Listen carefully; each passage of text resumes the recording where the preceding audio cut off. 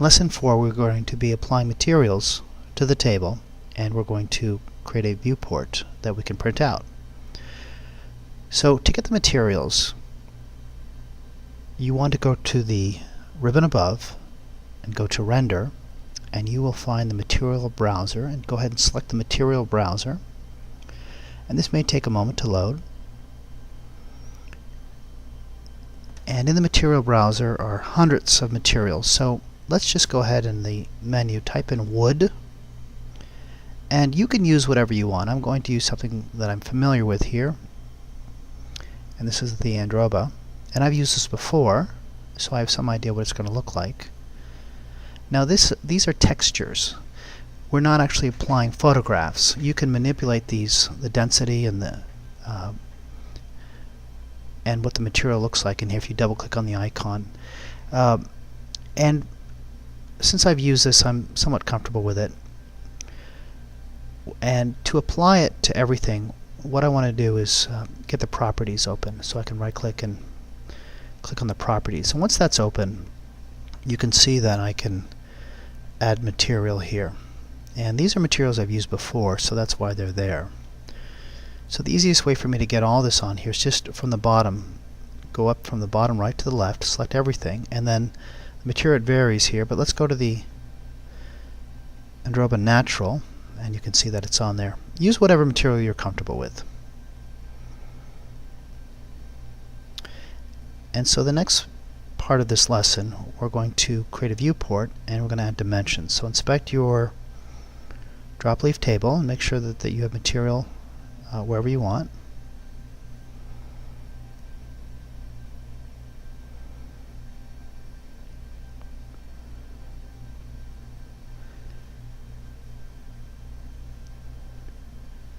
So then the first thing I'm going to do is go to the layout. We're going to leave the modeling and go to layout, and we don't need this view port here, so let's just delete that.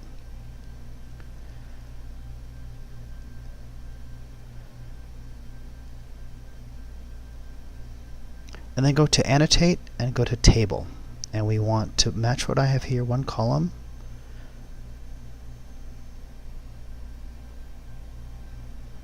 So I have one column and 3 rows, and put it on the bottom left, and we're going to label this.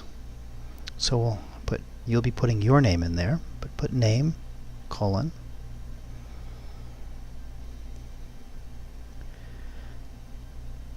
and then the date.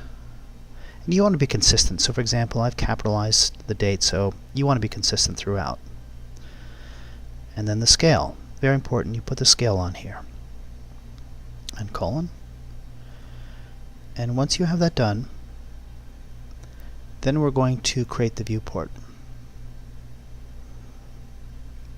So if you go to the layout, you can go to the named here. You can also just, on the bottom, it's very easy, type in viewports and press enter. And we want the 4 equal. And so the setup right now, it's at 2D defaults. We want to make this 3D. So let's not get ahead of ourselves here. Change that to 3D. And if you select on each one of these windows, it'll tell you what it is. So there's the front, the top, and the right. And we want to make these hidden. But the isometric view here, we can leave it realistic. So everything's hidden but the isometric view. And then put your mouse and put it above the title block. And drag your mouse into the window and click it. So you should have 4 views here. So top, front. Now unfortunately, it just does a scale to fit is what it defaults to. So let's go ahead and the paper view is selected, and we're going to scale this. So we'll scale it to 1 inch equals 1 foot 0 inches, and that should scale everything. Now we're not going to scale the isometric view here, but that scale we want to type in there. So type that in there.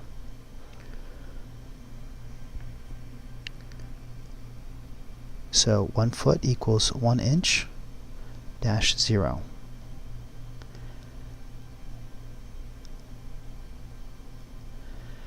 And then let's go ahead and change it to the view to model. So whatever we would do now, if you would delete something here, it actually would delete it in your the model view that you constructed all this in. But what we're going to do is we're going to go to the find the revolve, find a perspective. So in the viewport, this gives it more the appearance of depth, and then in the revolve in here, find a view that you like. So in the orbit, something that shows off all the features, so you may want to obviously show the drawer, front, and the right and the left leaf, and the four legs. Typically don't want to hide a leg if you can avoid it. And once I'm satisfied, which I am, I'll exit that, and I need to go back to the paper, because if I start adding dimensions while it's in the model view, it'll show up permanently there, and we don't want that. That's the advantage with working in the paper mode here, is that the dimensions will only be here. And so you can zoom in as you go. If you're on a PC, you can just scroll in there with your mouse. And let's do the depth of this. So it's 35 inches. And we're just going to do an overview of this. If this was a real table, we would itemize each item, and each item would probably have its own page. But for what we're doing here, we're just giving a general overview of the dimensions of this. So it's 15 1/4. That's the width of this table. Closed, obviously, because this is not opened up here. And then the drop leaf themselves are 9 3/4 inch. And so we'll put that on there. So just give the overall dimensions.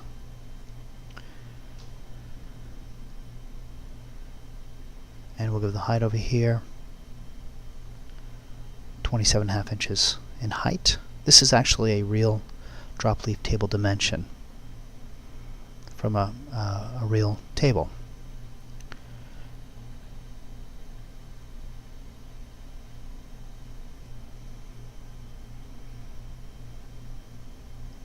So it is important that the dimensions do not overlap. You really want to avoid having dimension lines overlap each other.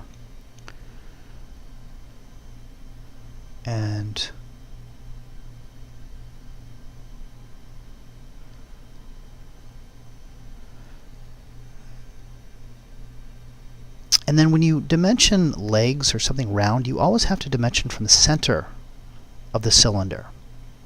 It's very important that you're doing from the center of the cylinder, and that's 9 1/4. And then select the objects. We don't need this degree. So in the precision, tenths and hundredths, and that's more than adequate here. Again, this is just a simple overview. And then go ahead and type in text on the command line, and do the bottom left of where the text and the height. And I'm just going to go ahead and eyeball this. And then the rotation is at 0, so type in 0 because we want this going horizontal. And then go ahead and type in drop leaf table. And you need to inspect what you've done, and you've added all the dimensions, and you've created the textures for your table and the viewport, and you've completed the lesson.